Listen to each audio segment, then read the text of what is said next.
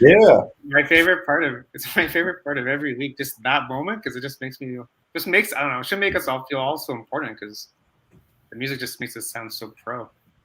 Thanks everyone for jumping on another Wednesday, the second show of 2022. This year is already flying by, so take notice. And we have a special guest, Jacob Perkins, who runs his own production company called Hen's Bread. He's based out of Austin, Texas, and a huge thanks for him for taking the time to chat things about starting a business, how to get clients, how to keep clients, tips and tricks on how to market yourself, how to pitch yourself, SEO, all kinds of good stuff happening in this show. So huge thanks to Jake for taking the time.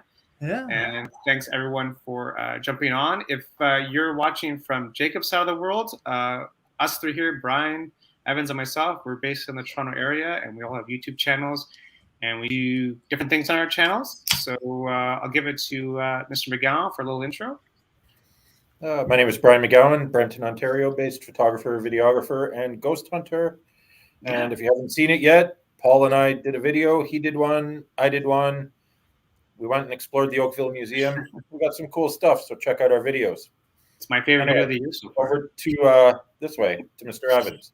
Hey, what's up, everyone? Welcome. My name is Evans, based in Brampton, Ontario as well. On my channel, I do videography stuff, especially gimbals. So if you're new to my channel, you can go check it out. I have a few videos out about the Sony A7 IV. I'm about to put out some gimbal stuff on the A7 IV as well. So look out for those as well. Welcome to Open Shutter. Hey, Evan, you got the 4? You're a Sony guy? Yes. Oh, we're going to be best friends. I shoot Sony. All right, over to you, Jacob. Introduce yourself. Hi, everyone. My name is Jacob Perkins. Like these guys are saying, I'm owner of a video production company out here in Austin. It's called Hen's Bread Productions. We specialize working with businesses, and we just create. I do what I love every day, and I think I've made a lot of mistakes. So I hope that anybody out there can benefit from the mistakes I've made. And that just comes down with like communicating with clients, like hopefully some tips to just kind of do better for your business. Yeah. Because well, sorry to interrupt, but I think the world needs more entrepreneurs. So I do encourage a lot of people like, hey, if you have this idea to do this thing, just do it. Yeah, no, for sure. I think there's a lot to it, and I'm sure you'll be able to share some knowledge. So maybe just go back to the start. Maybe explain like why did you name your business Hen's Bread? Yeah. So there's a story my grandma would read me growing up. It's called the Little Red Hen, and it's a story about the hen is making bread and goes up to all the farm animals and says, hey, I'm making bread. Do you want to help? The farm animals say, no, I'm too busy.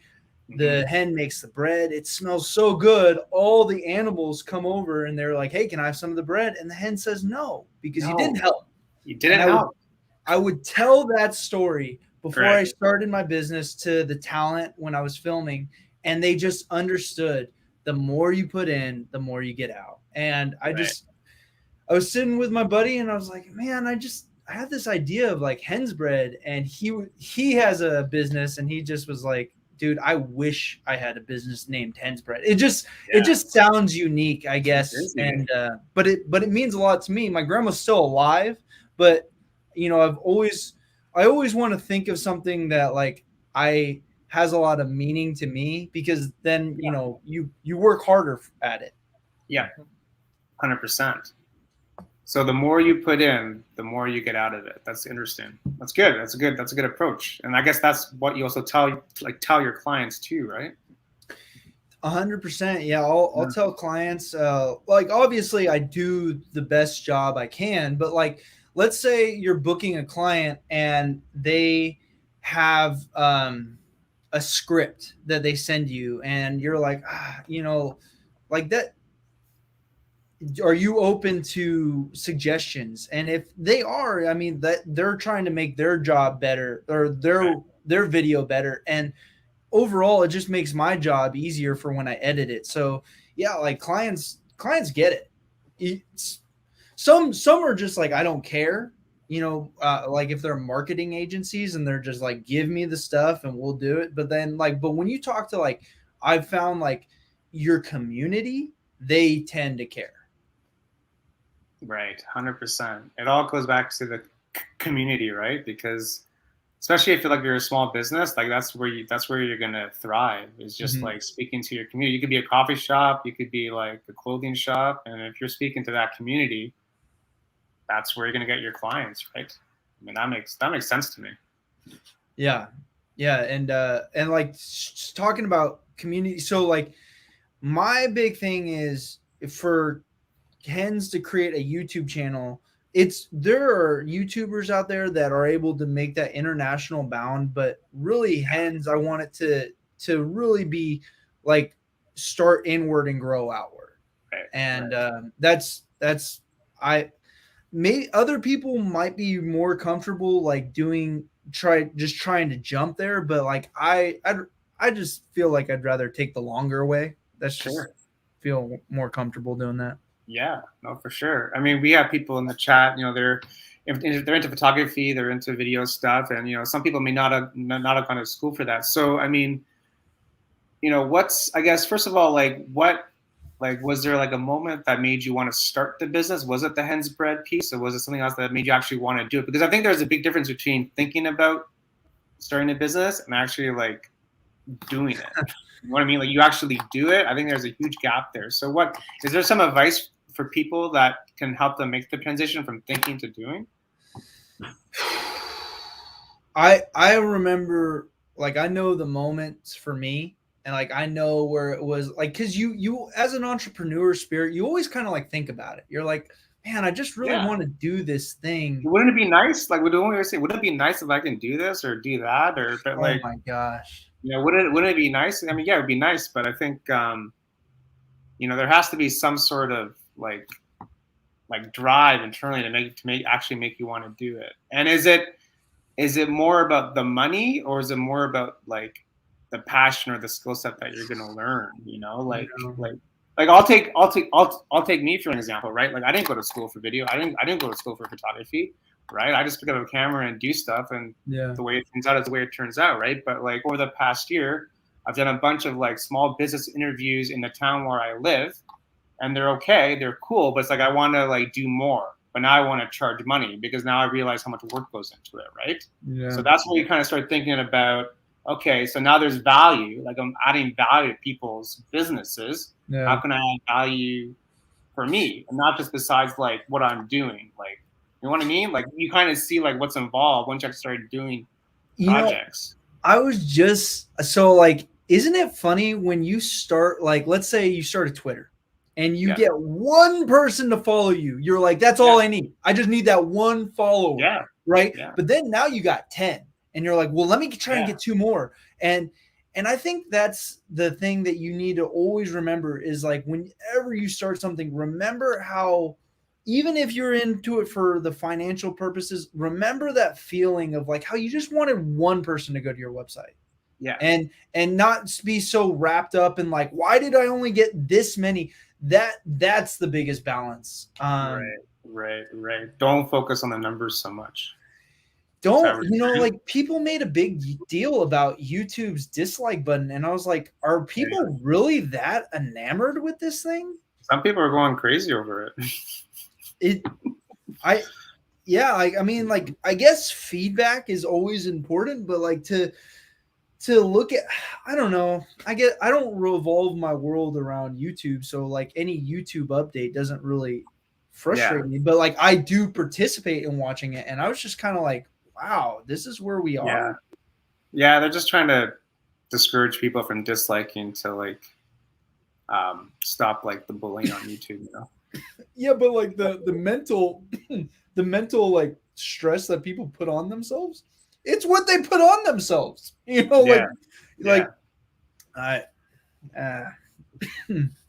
whole world, man. It's a whole world. Yeah. It's a whole world. But yeah, no, I mean, it's just I always find it fascinating, like the gap between thinking and doing, because the people that start small businesses, like it's a risk, right? But obviously it's their passion. Like they want to do it, right? So somehow they make it happen, right? Mhm. It's no different than your business. Like you're passionate about it, so you made it happen, right? So I think it's fascinating because wouldn't it be nice? Wouldn't it be nice? But boom, here you are, you're actually doing it, right? So It I've found, call it whatever you want, but I feel like as long as you do the right thing, things always work themselves out. sure. And I definitely leaned into that when I was like, I'm quitting. Because I didn't do the 2 weeks. I had a moment where I was like, it was total. There was no problem between me and my job. It was just like, you know what, this is not the path I'm set. And Sure. and I believe in, like, there's been so many situations where like you just want to, you're just like, dude, this is my luck. But I think if I let people that maybe do the wrong thing, they're going to find out their way. Mm-hmm. Just being honest with people. And So so when you had your other gig, when you had your job, did you do work on the side? Like was it like your side hustle? yeah. So like Yeah. I had the how it went is like the pandemic happened, right? And Mm-hmm. like it started, everybody's working from home. Mm-hmm. And I was like, man, the only thing I'm like really gaining is the fact that I'm not having to drive to work. I'm still stuck to this chair, right? Right. So I was Right. like, there's got to be a way to make money doing what you want to do. And I did good in the stock market. I bought a camera, which I I I did it like 10 years ago. It was one of the things I loved, and I was like, I'm gonna go back into this. And then Mm-hmm. people started paying me. So yeah, like I had my job, but then like I was doing this on the side, and I was just getting so much joy out of doing that thing. Yeah. That it was just like, you know what, like I'm gonna bet. I'm going to, if and that's if anybody's out there like viewing, like, you're the best person to gamble on, because when your feet, my opinion is, when your feet is to the flames, you're going to figure something out. Yeah. I think,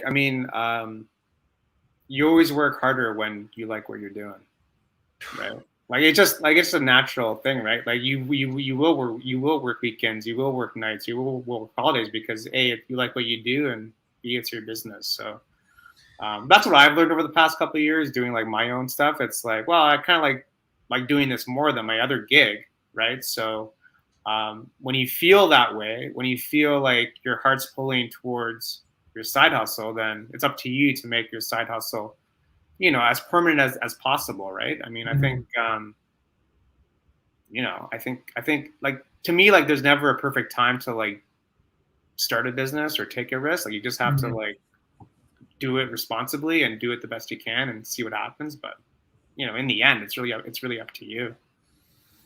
Right. I think it's very important, because when your back's against the wall and you have to take that bold step to do what you have to do for yourself and your family, it's very important to do what you know you can do to survive, right? Yeah, of course. I haven't gone full time into filmmaking just because I love filmmaking, but I also love my daytime job, right? And so for now, I'm keeping both of them side by side, and keep going. I do a couple of weddings a year, do a couple of shoots a year, but I don't feel like I'm at that point where I want to take on that aspect as a full-time thing. But gradually it's growing. Who knows? In a year or two, maybe that may become full-time thing to do. But for now, I'm just enjoying both. Right? Yeah. It's good. That's almost a dream too, to enjoy both. Well, that's what I was just about to say. Yeah. Like, having video as a side gig is like not a bad gig at all. Like you're not like collecting trees, you're not doing construction, you're like still creative. So I mean, I think I just was at a point where like I was unhappy right? Like I wasn't You're like where unhappy. you are, Evan. Yeah. Like you're. It seems like you're like you see the pros in both. You're like, look, I mean, I get to do weddings. Maybe I get to do this. I get to use equipment. Like, I mean, was at a point where like I just didn't like who I was becoming. Right. Yeah. Self-awareness, man. Very, very important. Very important. Yeah. Always be self-aware, right?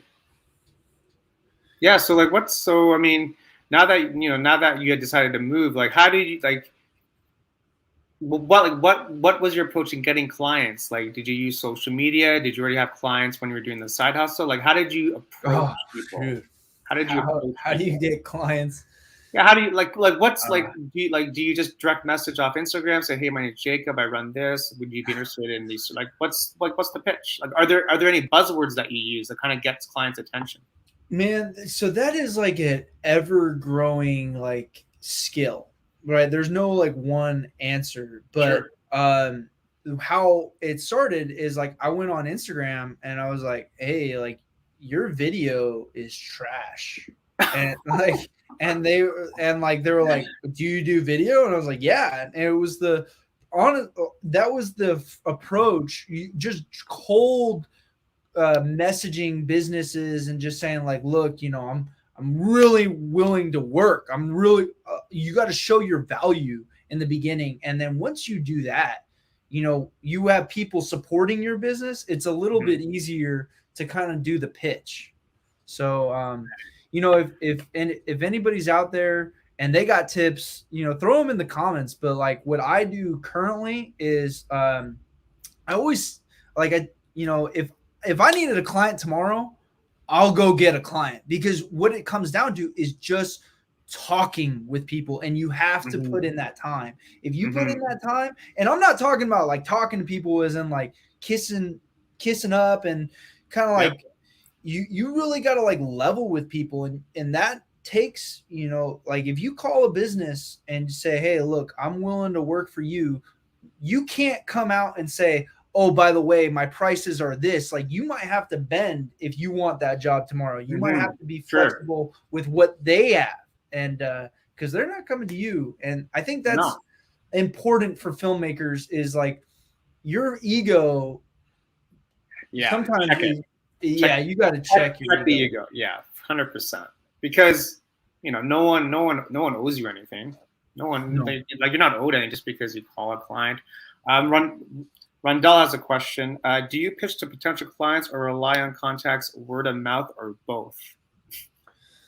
I would do both. Yeah. So do I pitch to clients? Like, I mean, yeah. Who is a client that I lost it off the top of my head, but it comes down to create good work, because people are going to want that. And then like what's made it so easy now is that I have work on my website, and people are going to the website without having to me contacting them. And that's been really awesome. But yes, I still like, if I want to work with a business, I let them know, like, hey, let's do something, like I'll give a good example to this. Yeah. So, there's a company out here. It's called the Original Blacks Barbecue. They're the oldest running barbecue joint in Texas. They're like family owned. And why I wanted to work with them so bad is because they're just family oriented, right? They have stakes in Austin, and they had something that I didn't have. So in the very beginning, I was like, look, I want to work with you guys. I want to go to do these festivals with you guys. And, like they are the most consistent client I have, because I built that relationship, and that was a relationship I sought out. So, always reach out to people that an area that you want to be. But if you want to go into weddings, you don't be like, hey, you getting married yet? Like that one's a little different. That was a little bit tough. Yeah. So, quick question. Outside of the video production, doing the filming, have you thought about live streams? I love live streaming. I I think live streaming is going to be the future. Because I think VR, Meta, and all that stuff. I actually bring it up to clients frequently. Like I just this is all a thing that I do, and some people get it, some don't. You know. But yeah, I believe because what the pandemic, in my opinion, has done is it's made us used to at home. So people are used to like watching their screens, but it's not to the point anymore where you can just like put up your phone. People want a little bit more production because they're used to YouTube and stuff. But clients don't have the knowledge and they don't have the equipment. So if you're like, dude, people expect this kind of thing, and I have this ability to do this, I think they understand they'll get the premium. Like there's a crypto convention in Austin next week, and as I was getting off the phone with them, I was like, hey, just so you know, I do live streaming. They didn't bring it up in the conversation, but I was like, I do this because just whatever, throw something at the wall. And they were like, oh, we actually were thinking about doing that. So live streaming is really tough because it's not like on the forefront of people's minds, but like it is there. You just have to mention it. For me personally, in the last 2 years, because of the pandemic, live streaming kind of took my income from video productions and photography, and it took it up by maybe 50 to 60%. Nice. Because I started offering that option to clients, and because even when I started, I just because I had it, I know the live streaming stuff, but I've always been doing it from home and stuff like that, doing it for churches and stuff. But I never really thought about taking it outside to weddings on location, right? But during the pandemic, when people can have only 10 people, people can have only 15 people at a wedding, I kind of started offering that, and it was awesome because I got a point where now I could stream a wedding for them, have their remote guest come in from Zoom and actually speak to the audience, and it kind of saw that need for it, right? And has now become a very kind of vibrant part of my business, basically. So I think that I always tell people, if you have a camera, if you're a photographer, what's preventing you from shooting video or at least trying it? Right. Smart, Evan. Smart future, man. And it's a really cool tool if you could afford it. I think it's like $450. It's called the Hollyland wireless receiver transmitter. You know what I'm talking about, Evan? Evan's has it on his desk. I love that thing. There is one always on my rig.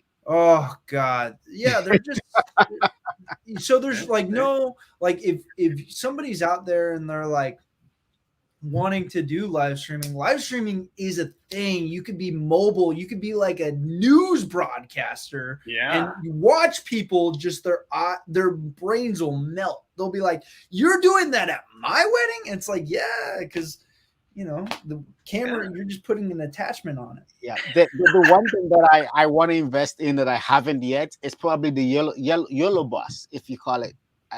YOLO bus. The YOLO, YOLO box. And what it does is actually allows you to stream on cellular Wi-Fi, so that I don't have to carry around my ATEM switchers if I don't want to. But yeah, it's quite So you don't need to bring your computer? You don't need a computer. It's just everything just goes in. This is crazy. Just connecting to it and so yeah, the tools are there. It's just the investments and getting to know how to use it properly. This is killer, dude. And then you can plug in your ATM. Can you plug in your mini into it? You can handle it, or is it kind of like a mini? It looks like you could put in multiple feeds in there. Yes, the newer one can take up to 3 feeds, right? So you can plug in up to 3 sources, including phones, whatever it is, and This is Forget killer. about the computer, forget about the ATEM, and just go like that. But you can also plug in the the ATEM into it too. Yeah, like, shoot, man, this is. Why'd you have to say something, Evan? This is really cool. Evans is your go-to for anything tech. Dude, we are gonna be friends. You remember when you started out and like there's all these videos of like things to buy? Man, that that's what I'm talking about, and like helping people in that sense. It's like really you just need to go down this path in order, like, everybody wants to buy these things, but I think like I've bought like some things and you only use it a handful of times. Man, It's a need versus a want. Like, do you need it or do you want it? Yeah, I think one of help the your business make more money. have a show on equipment that will serve you a lifetime, right? There's some investments that you make, and they serve you a lifetime. There are some gears and stuff that we will purchase and a month, maybe 1 or 2 use, it becomes useless. But there are some things that you buy and they stick with you for years to come. One of those things for me is the Atomos Ninja 5 that I bought maybe 4 or 5 years ago, 3 or 4 years ago. That thing has become so useful. It's been with me over maybe 3 or 4 or 5 bodies of different systems, right?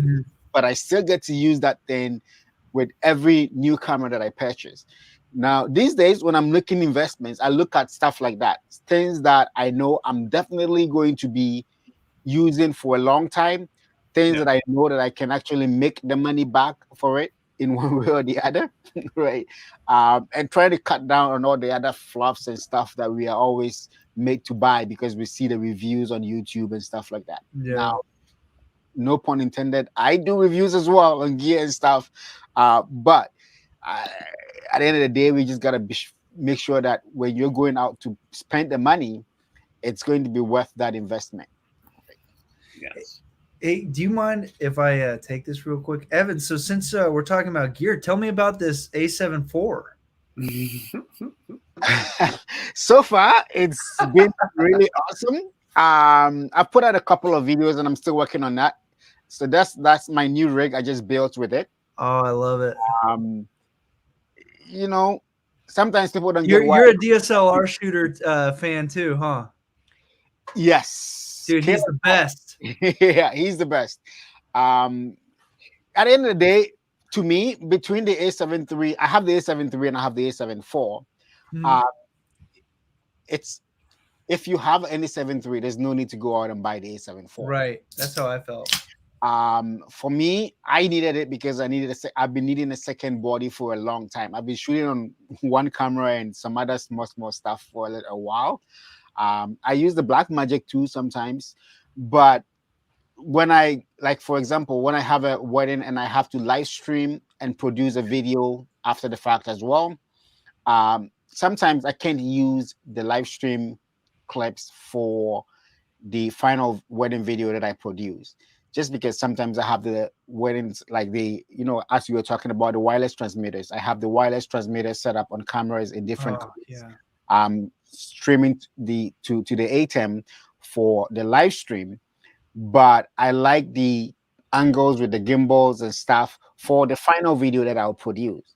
Sometimes I will mix in some of the angles from the live streams as well, just to get it going. But like I said, for me, the A7 IV was something I have waited for a long time. Since I got monetized on YouTube, I've been saving every little penny that comes from them just towards this camera, because I was expecting it to come out, right? So it was what I was looking out to. But if you already have a working body, there's no need to upgrade, in my opinion. Yeah, you do. It does 10-bit 4K, right? 10-bit 4K, 60 frames per second in 4K, 10-bit 422. That's the biggest advantage over the A7 III, because the A7 III was an 8-bit codec, and it does 420. for anybody that's out there, 4K is the biggest buzzword I've ever heard. Like, clients do not know the difference between 1080 and 4K. I work with marketing agencies all the time. They present it to their clients in 1080. I mean, if anybody's looking at, like, I have 10-bit color is what you want in a camera. In my opinion, I like having that flexibility in post production. The benefit out of 4K is the scale. With the Black Magic, that made me realize the importance of 10-bit color, 10-bit 422 especially. Yeah, because I will go out and shoot, and when I'm editing the 10-bit 422 color clips, I can push it how hard I want, right? And I don't see banding, I don't see the stuff breaking apart. My A7 III, I have to be very specific with how I shoot, because if you underexpose, if you overexpose, when you get into post, is the biggest challenge to deal with, because there's not enough data in there to edit. Yeah. What's a crime is how many videos you have to watch for somebody to properly explain what S-Log is. Isn't that crazy? Like, just like I probably watched, oh my gosh, there's so many videos on coloring out there that, like, You should make that video, Jacob. Oh my gosh. You should make it. I should. The title. One simple advice I give people is, if you're shooting with a camera that only outputs 8-bit, don't try log. I stopped shooting S-Log because of the A7 III. But now I'm trying to get back. Even with the A7 IV, so far, I've only tried log footage here and there. Maybe outside when it's too bright, I'll try log footage. But majority, I'm now shooting on S-Cinetone. On the A7 IV, I preferred to use HLG3 better than S-Log. Wow. I like it. I can't wait to subscribe to your channel to see it. Oh man. I Red did Giant Magic Bullet. Yes. Find out. Is that a software? It's a software. It's part of the Red Giant suite. It comes with the Magic Bullet, and then the one I use the most out of that product pack is the what do you call it? The software I use for syncing multiple angles of a camera. Oh, yeah. I forgot the name right now. My name is not coming. But what it does is, when I have multiple angles, especially if the camera was rolling all the way, I can easily do that in DaVinci Resolve, or I can even do that in Premiere and sync them up into multicam.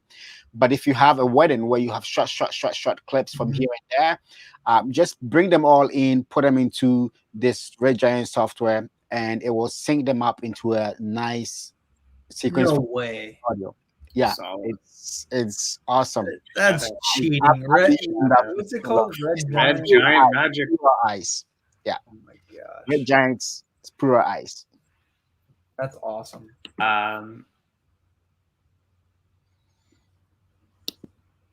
Randall's asking, do you put together a media deck when you pitch, Jacob?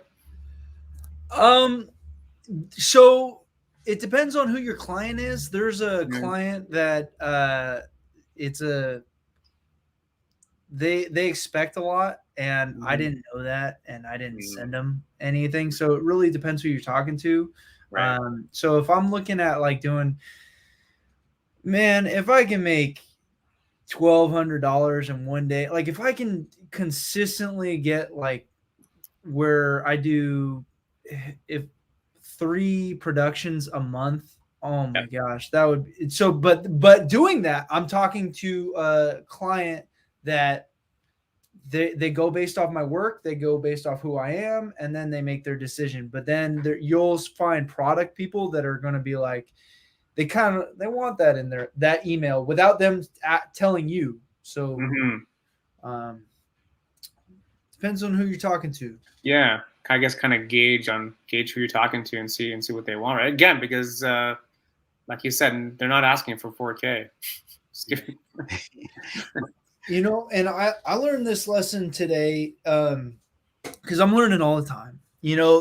So the company, I go to their website because I got the email inquiry in. I didn't do enough research to see that they were backed by big money by a different company. And Right. so kind of when I gave my proposal, it kind of was like maybe not taken as seriously. So what I would just encourage you is like take that couple minutes to like really do a deep dive onto that website. Don't look at the home, don't look at the contact us, and like if they have a blog section, look at that because important research. Wendell's asking what's some mistakes you made that we can avoid now when starting out. Research, I guess, would be one. Understanding the client, I guess, research like who you're talking to, who's like the contact that you should be speaking with, like the director of marketing, the marketing manager, like who's like the gatekeeper, I guess, right? Yeah, like, oh my, and that happened to me just a couple weeks ago. Like I was talking to somebody who I thought was going to end up paying me, but then they didn't. They were like, oh no, this person's going to pay you. And they were just like the middleman. And I was like, what the hell? So like, it comes down to like communicating. Like the biggest lesson I can tell you, the biggest I did a huge project in the summer. I'm talking about like, this took up a lot of my time. And it would have been cut down so much if me and the client established what was the best way to do post-production, because it required a lot of like, it was very specialized. It was an online educational course for drum corps. And so I am not in the marching band. I'm not in drum corps. I just shot it. And I know what the course is. And if you ever have that with a client, like utilize online tools like Google Docs was a huge thing. Like if I ever have a huge project, I'm going to say, hey, we should do a Google Doc and then a highlight, like when the colors are highlighted here, that means you're done with your revisions rather than keep adding stuff. So, I would just tell you that like straight up, have those conversations with your client. Like, how do you like to communicate? Do you, that is going to save you so much time and frustration if you just knock that out in the beginning. Right. So you're saying that some clients prefer to use Google Docs, some may prefer like phone calls, some may prefer text messaging, some may prefer Instagram messaging. Like, I guess, yeah, that makes sense. Yeah, like this project, it required, because like I turn in a video, right? And I'm like, okay, it's cool. And then like I'd be working on the other video, and then it'd come in, and then it'd be like, oh, can you make this change? And then now I'm stopping this to do this. And imagine that for a 2-month time frame, right? So like it got to a point where it was like, look, we need to finish this. So how do we establish these boundaries? And your clients are going to love you for that too. If you have that heart to heart with them. Yeah, that's important. Did a music video where the talent wanted to sit in for every editing session, and it was the most frustrating thing in the world. Because they're always like pointing at this, that. Well, this, that. They wanted to review every single piece of footage we shot. Oh, every single clip. Every single clip. Oh, 110 gigs worth of footage, and they wanted to watch every single clip. Wow. Okay. Because their face might have been slightly off in one and not in another. So, like, we would have picked that up going through our initial cull, but they wanted to see every single clip so that they could pick what they thought was the best. It really dragged the editing process on the music video. And you can't really say no to that, right? Like you can't say no. You can't do that. Yeah. You have, because they're the paying client. Yeah, they're paying the bill. So okay. But it was the most frustrating thing ever. Wow. Yeah. The question I ask is, in terms of your pre-shoot workflow, right? What are you doing? Are you storyboarding in advance? Doing a site visit in advance? And maybe what tools do you use that you can recommend to other people getting started to help them figure out what they can use to maybe put a storyboard together, that kind of stuff? Yeah, like also the storyboarding, that's a really good one. So some clients like expect that. Some clients are like, I don't really care. Like I want you to shoot on the fly. You know, and I think going into it like not thinking like your version of storyboarding might not like translate really well. There's other forms of storyboarding that are effective. So yeah, And there's free templates online for all kinds of different storyboarding too. utilize those tools. Yeah. Yeah. One tool that I just started using. Well, there's two of them that I'm just testing. Well, one of them I've been using for a while. It's called Miller Notes. It's Notes, like yeah. online notes taking thing, but Yeah. it's really nice that it gives you a way to actually put storyboards on, you know, shots. How am I doing a shot in this scene? What's shot there? What's there? But the one that I've been very interested in, I just found out not long ago. I'm just testing out the demo version right now. It's a video game, actually. But this video game, shoot, I just forgot the name. It's on my laptop. But what the video game does is it's using the Steam engine, and it allows you to recreate the space you're going to shoot in. Oh my gosh, those are so cool. You Unreal can- Engine. Cool, man. It's on Unreal Engine, and it's so cool. You can recreate this room, position lights, and have an idea of how the lights is going to affect the scene, and then take screenshots and create that storyboard for you. Oh, that's So by super the time cool, you get man. to the scene, you already know. Oh, I know what you're talking about. Yeah, I've seen that. I just forgot the name, like, but It's like it's like CAD or whatever. Like you can like blueprint from Eagle Eye to see your set. your set. And you like using that? I have just started using it, but I haven't used it for an actual project yet. Okay. Notes I've been using for months. This particular one, I just found out about it maybe 2 weeks ago, and I've been playing around with the demo version for a little bit. Before it's not expensive, it's about $100. But before I spend $100, I want to make sure it will fit my needs, right? So I've been using the demo one to see how it looks, but it looks very interesting. You can position the lights, the type of light that you're using, whether it's a tube light, a picture with a softbox, and then see how it's going to affect the scene, the intensity of that light.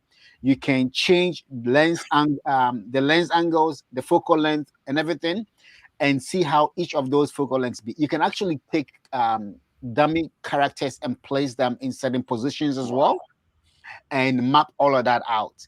I forgot the name, but if I remember it, I'll put if it. You remember it, let me know, because I've seen what you're talking about, and I've just been like, is it one of those things, man? Yeah. Can I give you a tool that is like killer? I'm talking about killer, man, and it's free. It's called Wizita. I don't know. Have you guys heard of this one? Wizita? Nope. Wizita. No. So what it is, it's like you film yourself and you can have a website open with you and you record yourself. You can have the website you're talking about, and then you chop it to the point where you're like, at point A, I only want the website. At point B, I want me and the website, and I want to end with just me, right? So what the power of it is if you were to get somebody's business card, and instead of sending an email and just having it like that, you can have a video with your email just being like, hey, Bryan, I met you the other day and it was really good meeting you. And I was hoping like that power of just being able to put a face to a name, that Wizita is a really awesome tool. And it's free? Yes. It's how do you spell it? Wizita? It's a WISTIA. Yeah. And so you'd be downloading Soapbox is what it is. So Soapbox is what you're looking for. Super powerful. When you get those business cards, take that extra 2 seconds, make your lighting good, because we are professionals in what we do, and you will get that response that you're looking for. Powerful, eh? It's powerful. You use it all the time? I guess you use it all the time. If I get a business, I haven't been networking where I go get a business card like in the last month. Like being honest, like I've been But when I was getting them, oh my gosh, man, like it got me a job. It got me like, because I was able to be like, hey, Bryan, I talked to you on the phone the other day. It's just more power. It's just more powerful. Oh, yeah, just connect with your just audience, connecting with people, right? those people. I absolutely love that tool. Okay. I'm all about using like online stuff. Like, man, I could go on about like stuff that I use, but right now I'm using Jarvis currently. I don't know. Have you guys heard of Jarvis? I don't know Jarvis. Evans, know Jarvis? This is it. The easiest way to create a great video by yourself. Dude, check that stuff out. Like, if you are a video production person, save those. Now you have a reason to collect business cards. Yeah. Nice. I also think the scan my phone and here's a QR code, scan my phone and you'll see my business card. I think that's a fad. I don't believe in that. Yeah. I'm a big fan of like physical and then handshake or elbow. Yeah. It's a people thing, right? Yeah. Yeah. But Jarvis is also a really cool tool if anybody's out there. That one is, Paul, I'd recommend you guys create an affiliate link if you guys do it. Jarvis. But and then hand it out. But it's what it is it's AI copywriting. So if you have like let's say you're doing a Google business post, which is something that you would never think is important, but it is. Like this thing does a lot of it for you. And it, I think for me, I just want to create, but I also have to be present for my business. So whenever you write something, you're like, oh man, but if you can you can put in the message of what you want and it spits something out, you're like, okay, let's run with that. You less time trying to like fine tune things. That's what I love about that tool. So it gives you the words. It gives you the wording. Is that what you're saying? Yes. Yeah, it's a very powerful tool. It's $25 a month. Yeah. I just downloaded it this past week, and if you go to Hensbread Productions, you'll see like the services page, right? A lot of that was by Jarvis. Like I wrote it. I was like, this is what I want to do, and then Jarvis was like, this is how I'd recommend you say it, and that. Like I just was able to like speed up that process so much faster. I got your website up now. Services? Go to video production, hover over and then go to video production. That other one. Yeah. So then check out this copy. Is this up in Jarvis? Yes. So you see all that written there? Like I've written it. But like it made it better, and so and it made the grammar better. It like SEO too. Oh my god! Oh yeah, it'll do your SEO. Like it's that's one thing for like if let's say you're at your job and you're like I just want to be a filmmaker. I want to do photography. I get that. But stockpile all these online tools because when you're out sitting on your butt because you're not doing that 9-to-5 job, like you have to stay busy. So you like being able to like, pull things so you're able to make more progress is that's the benefit of having your job right now is just stockpile things that you could use. Yeah. So that when you do take that leap, you're not like, hey, I'm developing my website for the last 2 months. No, like my website, I work on it all the time, but like I got it running within 4 days. Like, and if I had Jarvis then, if I knew about Jarvis, I wouldn't have been so obsessed with it, like when you launch for the first time. Wow, man. I gotta check that out. I stand by Jarvis. Get an affiliate link because you got viewers. And I'm terrible. I'm terrible. You both get a benefit if. Yeah. I'm terrible at SEO, so any help I can get would be much appreciated. If you guys want to nerd out about SEO, does anybody in your chat want to like know SEO? Do you guys want to know SEO?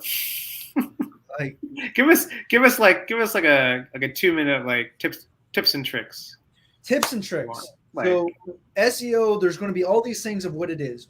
All you're doing is you're communicating with search engines with Yes. what you're trying to get out. Because Google is a business. Whenever you use Google, you are a customer of Google. So Google is going to recommend businesses that help their customers. So as long as you help give the information in a appropriate way, Google's going to be like, hey, check out my friends Hen's Bread. They're dope. And that's all it is. Like, it comes down to it, but there's techniques to do better. And I think I see a lot of people operate off social media. To me, I've always taken like a label approach. Like I'm going to create a label and then I'm going to work for that label because it's just easier to be under an umbrella. So I've always been like, oh, get yourself on Google Business. There's been some people that operate off Instagram. I don't understand that. I'm like, if you have an Instagram, just create a Google My Business, because that's what I would do. I can go deeper into it, but I think that's one of the first things I did, right? Just put up your business. Even if it's your home address, put it there. I didn't put the full address. I just put my street, but you can still have that presence up there on Google. So when someone searches your, collect those reviews. Reviews. Yeah. You guys operate off a business, or do you guys how do you guys operate your Evans business? does. I operate under a business. I've got my business registered and everything, and I work off of that. So a little different from other most people, but I have it registered as well. Yeah, like an official business, like in the States, it's an LLC. Yeah. You know what's crazy is Hen's Bread is like registered as a federal like, if anybody uses it, and I can send a cease and desist, and doing that costs $250. The reason why I bring this up, like, if you have a logo, like, think about this. Somebody could, if you are not registered with the United States government or whatever, if you have your business out there and you pay the graphic designer, you're like, oh yeah, I own it. But if somebody registers it before you, I mean, they could take that away from you. So, like, I mean, it sounds so stupid, but if you're really serious about your business, a name for years. As long as your business is not registered, somebody can just take that name from you. Like, if that's like, I mean, there's so many benefits of, like, if you are at your job and you want to take that leap, go the long way, register your business, like, get taxes set up, because it is a headache to, like, get clients, pay taxes, get your website going. Like, you can alleviate. I know everybody's like, I just want to jump, and at least have a couple things set. Yeah, a couple of things prior to jumping, right? Again, like the gap between thinking and doing, right? There's a lot that goes between thinking and doing. Like, it's not just picking up a camera and start shooting. There's more to it when it's like your business, right? So they say when you get a tattoo, at least what was been told to me is, like, if you still think about it like 3 months later, that means that you like it, right? And so I kind of took that approach with my business. I was like thinking about it going into it, and then I just had a moment where, like, reach out to Richard. I don't know who that is. Is he in Austin? Richard Linklater. Richard Linklater. Who is that, Roy? I don't know who that is, but maybe he's got a lead. He's a filmmaker. Okay. In Houston. Yeah. I mean, what do you want me to do? You want me to say, what's up? What's up, dude? What's up? Oh yeah, he did that movie Boyhood down here in Austin. People, people. I haven't seen that, but yeah. It's like when when I was living in Southern California, people would be like, "Hey, have you met this celebrity?" And it's like, it's not like that. Who's your guys' favorite visual media? Favorite visual Like media? your director or like inspiration? Who do you guys like? I like Scorsese. Yeah. Oh man. Who doesn't like Scorsese? But I'm sure there's a few Dude. people. But I was just thinking about, man, I should watch The Irishman. yeah, It's a you got great movie. 6 hours, but yeah. Yeah, as long as can be, but it is a good movie. If we're doing like CanCon, I don't know. Jim Carrey. He's Canadian too, right? A lot of good Canadian actors, man. Yeah. Especially from Toronto too. Yeah. You know. Yeah, it's a I've always big. liked the simplicity of Kevin Smith. Oh, Kevin Smith's Yeah. fantastic. Yeah, Love Kevin Smith. yeah. Classic. You can't beat Kevin Smith, really. And his story of like how he sold his comics to fund clerks. I mean, Mhm. I did the same with my businesses. I sold my records because I was like, if it matters to me, I'll buy them later on. But this matters to me now, and that is like, dude, Kevin Smith, like huge inspiration for Hensman. Yeah, no, for sure. I mean, it's good. I saw that you did work for one of my favorite music festivals, Austin City Limits. Yeah, you've been to That's exciting, ACL? man. Yeah, how'd you score that, man? Man, it's awesome. about inserting yourself what you want to do. So when I work with Black's Barbecue, the original Black's Barbecue, they had we have a thing out here called Blues on the Green. It's like a summer like concert series at ACL Park. And so the first thing I told them, I was like, look, if you guys go to ACL, I want in. Like I will do what I need to do. I will help you. But like this is I just made it known this is important to me. So then when it came and like how it came about is crazy. I mean, they knew it was important to me, and just putting out there what you want to do. Yeah, nice. So it's exciting. Yeah, how was it? How was the overall experience doing that? Man, it was absolutely killer, because like the reason why I like doing concerts and stuff is because like when everybody's having a good time, there's like no bad footage you can get, and like everyone's happy. Everyone's happy. Yeah. I think it was just kind of like a surreal thing because like nobody else is walking around with a camera. There's very few select people that are walking around with a camera. So like it was kind of like a club, and that's a memory like I won't ever forget. Is like kind of like, there's a guy that had maybe 10 years experience in the game, and he talked to me like a person, and like that experience, it might not mean a lot to the viewers who are listening, but it means a lot to me because like that's what I want to be. Like I want to be doing these festivals, and I want to talk to the new kids, and it was a very special experience. Yeah, super cool. So you're like backstage and everything? For a couple of them. So so it was for a couple of them. So there's a video that I put out that it was like a weekend. It's on the Vimeo. It's like a weekend recap. And so ACL is 2 weekends for your listeners out there. And so I knew that in order to get like a paid gig to get the backstage, like the press pass, you need like a reel to give to C3, the company. So I was like, all right, so weekend one, I'm going to take this footage and I'm going to chop up like a 2-minute thing so that they can see that I'm capable of filming a festival.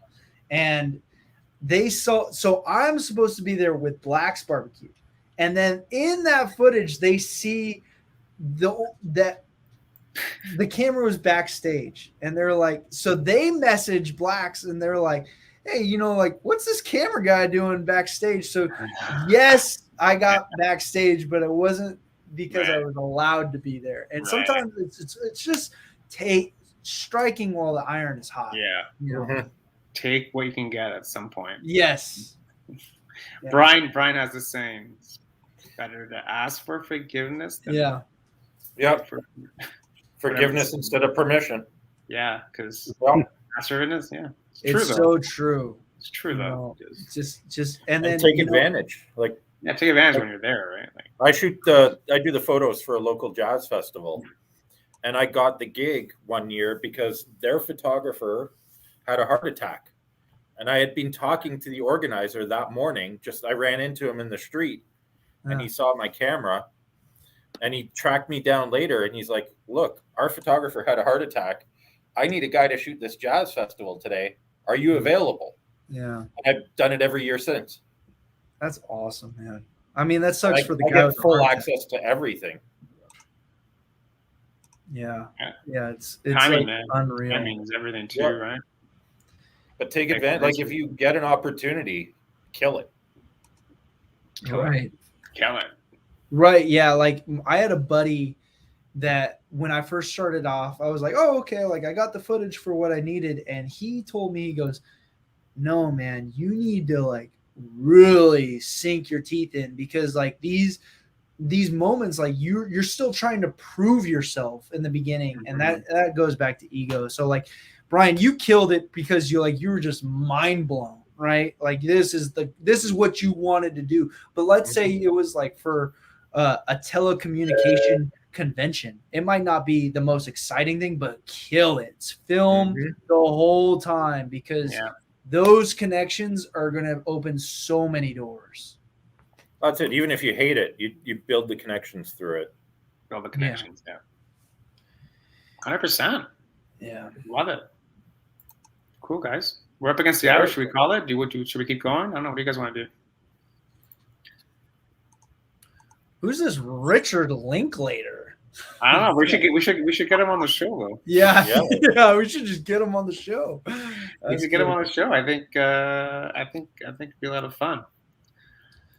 Thanks, Jacob, for doing this again. I put Jacob's link tree in the description. So if you guys have questions for him, send them. I'm sure he won't mind messaging. And yeah, this was a lot of fun. We should do this again at some point. Yeah, I'm sure you guys. Oh, I'm sorry. Go ahead. No, I was just saying that there's a lot to kind of discuss. I mean, there's just so many layers to this, right? In terms of like business and marketing and clients and all this stuff. Like it's hard to get it all in an hour, right? So. Can I give your viewers a little bit of advice for the SEO?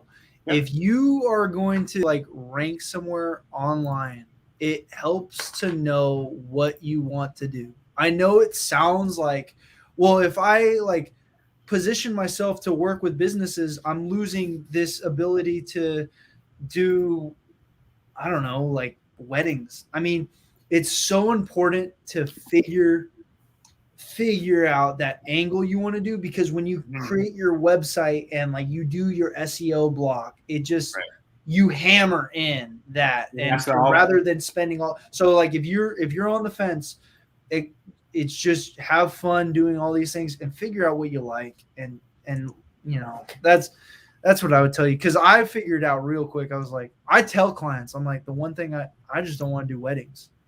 And the people laugh at that, but like it's true. Like it is a lot for little, in my opinion. It is a lot of work. You really gotta love weddings to do weddings. Right. You really gotta love it. Yeah. Oh my passion God. Thing. Yeah. So. Yeah, it's good. I mean, you know, do what you enjoy doing, and you know, obviously, Jake was very passionate about it, so the passion comes across to clients. I think, you know, like we said offline, like it's a people thing. Like people buy from people. Like you could be the greatest video person in the world, but if they don't like you, they won't buy from you. So it's a people thing. So if they like you, if they trust you, if they see that you're passionate about the work and you have the work to back it up, then you'll definitely get work, right? It's no different than any other business, really.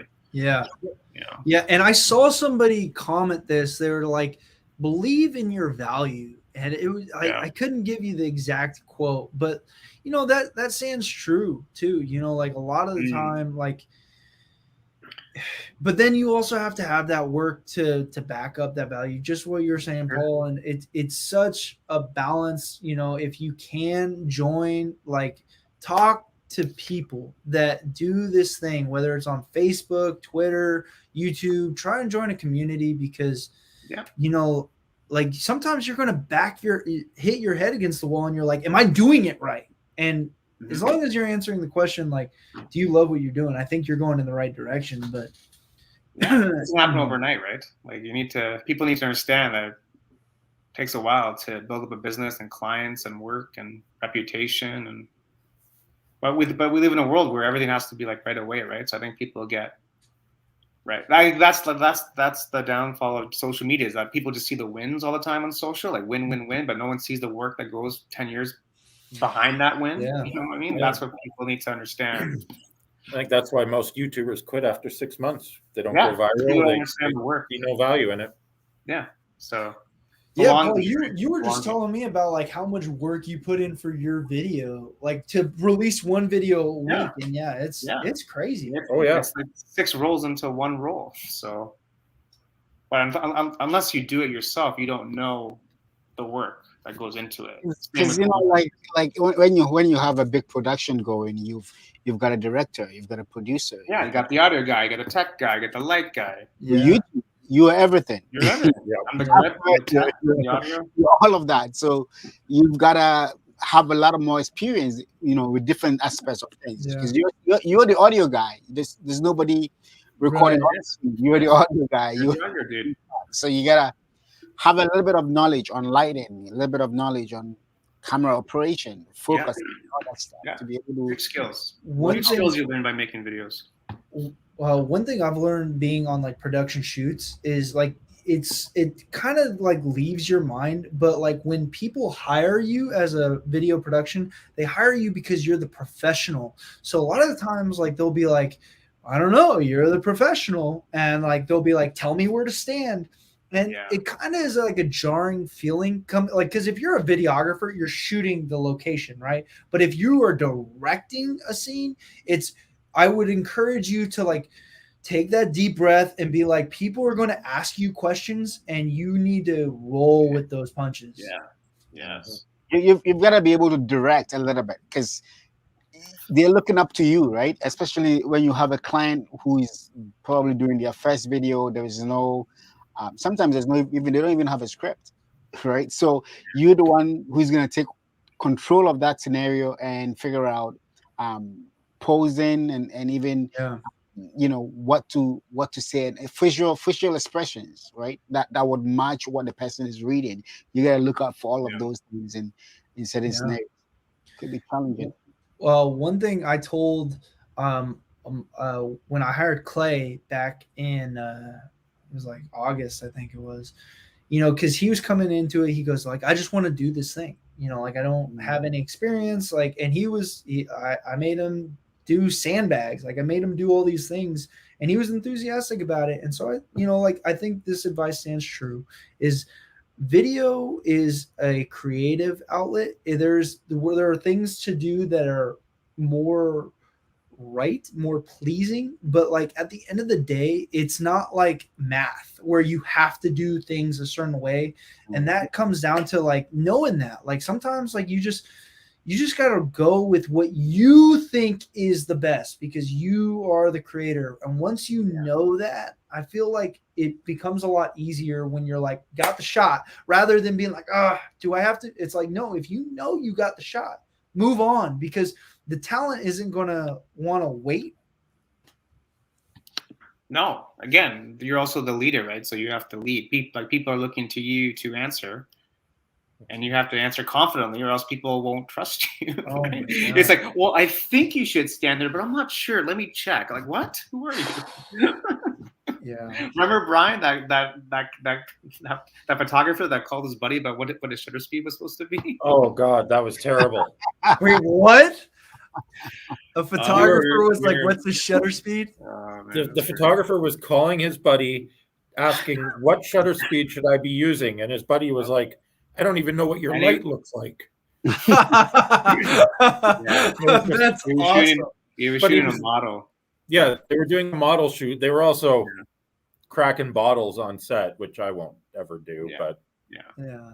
But again, lead confidently. If you're the lead person on a set, so you just terrible. have to confidently lead, because otherwise people won't trust you and you may not be invited back. So like you said, trust your instincts, right? Like trust your gut. Like this is what I know should happen. And trust me because I've done this 100 times. Mm-hmm. And people will respond to that because they're looking to you to answer. Right? Yeah. Again, that's a value thing. That's an experience thing. That's a confidence thing. But again, it goes to the actor just doing it, right? Versus just thinking about it. Yeah. Yeah, man. Oh man, I tell you, it a lot of good experiences you gain from failure. So I'm not ever going to tell somebody like, isn't that like a funny conundrum? Like you want the people in front, like behind you, to like learn faster, but like sometimes they just need to figure it out. Like you need to hear a client. Like it's fun. All right, so I'll tell you, because I feel like we're about to go. I've never put myself in a position that I was like, I am totally screwed. Like I've been in positions where I'm like, this is not, like I am figuring this one out as I go. But it wasn't until I got this drone, because my other drone crashed and I needed the drone for a shoot. And I was like, oh, it's the same brand. I'll just open it out of the box and it'll be ready to go. And oh my gosh, like that moment of like, it's just ego. Like I was like a year in, I was like, yeah, like it's the same brand. You got like, I got to test everything a day in advance. I got those Rode 2 mics, those wireless receivers. I did a blog just to make sure it was good. Dude, they're so awesome. They're so cool. That's what I'm using right now. And your audio sounds great. Yep. The receivers just plug directly into my computer. They work for us. I use them for so many different things. At a wedding, especially when the sound guy is way away from where I want to set up, I just take an audio from the DJ, plug it into one of these. Oh yeah. And I have my audio. I've used it for so many different things. Oh boy. Camera off out of white balance. Oh boy. Times, Roy. Good times. Did you also take it? Did you also take his job too? Oh yeah. You would. I don't know how far you guys go into it, but like I have seen so many people turn into a limp noodle when I'm like, hey, can you set up that C stand? And people just go, what's a C stand? Oh my gosh. I'm just like, oh my gosh. So like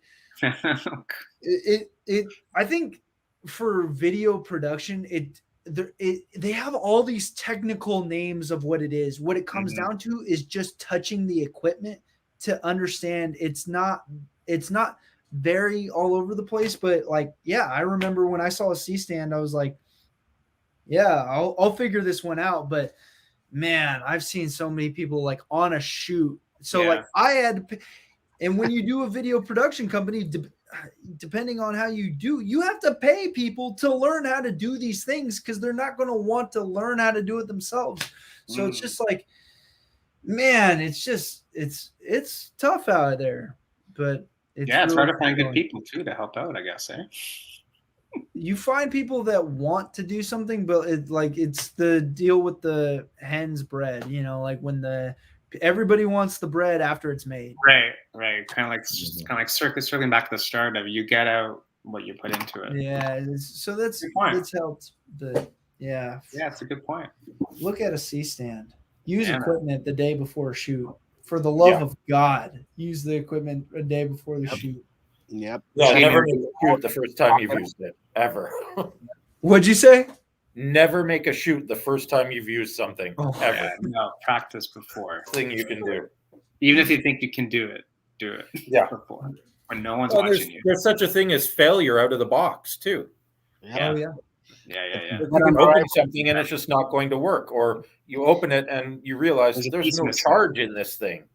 I can't use it. Yeah. All these Always little, test it all these beforehand. little, Always make sure it's charged. yeah, Little details. batteries.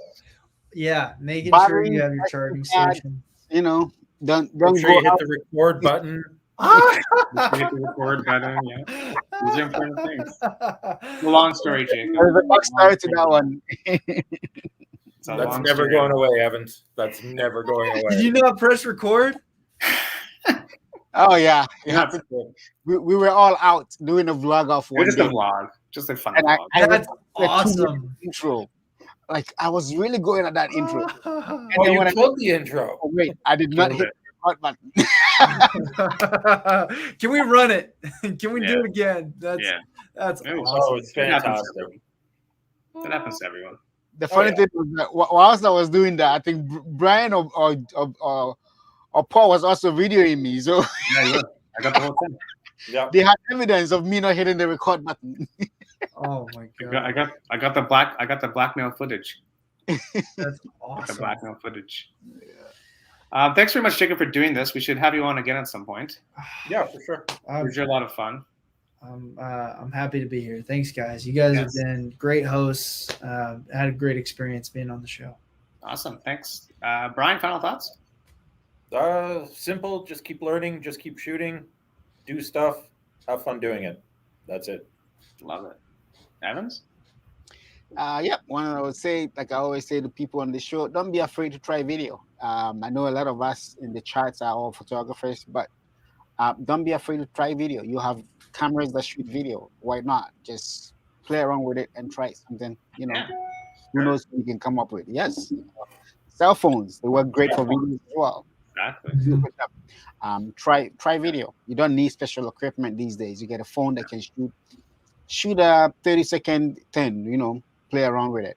Right? Try something new. If I can do it. For those who are asking about the app I was talking about, the video game, it's called Cine Tracer. So Okay. you know, Cine Tracer. all right. Cool. Check it out. Yeah, thanks everyone for jumping on. Once again, I put Jacob's contact stuff in the description. So if you have questions for him, feel free to message. Make sure you follow all his stuff. And Thanks, guys. yeah, thanks, Jacob. And make sure Follow you like Open this Shutter IG. Instagram, Spotify, the whole world. And we'll see you next Challenge week. For coming. another- Challenge I coming. think we got a black and white challenge coming. Bryan posted something today on Instagram. I put up a poll, so I haven't looked at the stats yet, but hopefully. Pretty sure it's yes. When you say a black and white challenge, are you just saying like, let's see who can go out and do black and white and like what we can come up with? Yeah, Exactly. I love it. Black and white. Invite the community to participate. And Lots of fun. we've done a bunch of challenges. I love it. Yeah, I'm going to participate in that one. Yes, you should. Sure. Follow the Open Shutter YouTube IG. Yes. That's Yeah. where it all goes down. Cool. Jacob, final thoughts? Then we can wrap it up. In 30 Dude. seconds or less, or else our Oh, sponsor man. Adobe is going to kick us out. No, I'm just joking. Adobe's going to kick it. I'm just joking. I was thinking about this when Evan was talking. Don't look at a YouTuber and be like, oh, they know everything. Like I learned coloring because I bounced around and I'm self-taught, right? Like feel comfortable, find ways that you enjoy and learn the content the best way, because if you're just like, this isn't clicking, figure out the next solution, because honestly, the answers are easy. Yeah. You just got to put a little bit of effort into it. Yeah. Excellent. Good advice. We'll have Jacob on once again. And thanks, everyone. We'll see you next week for another episode of Open Shutter. Jacob, hang back in the green room for a second. Okay.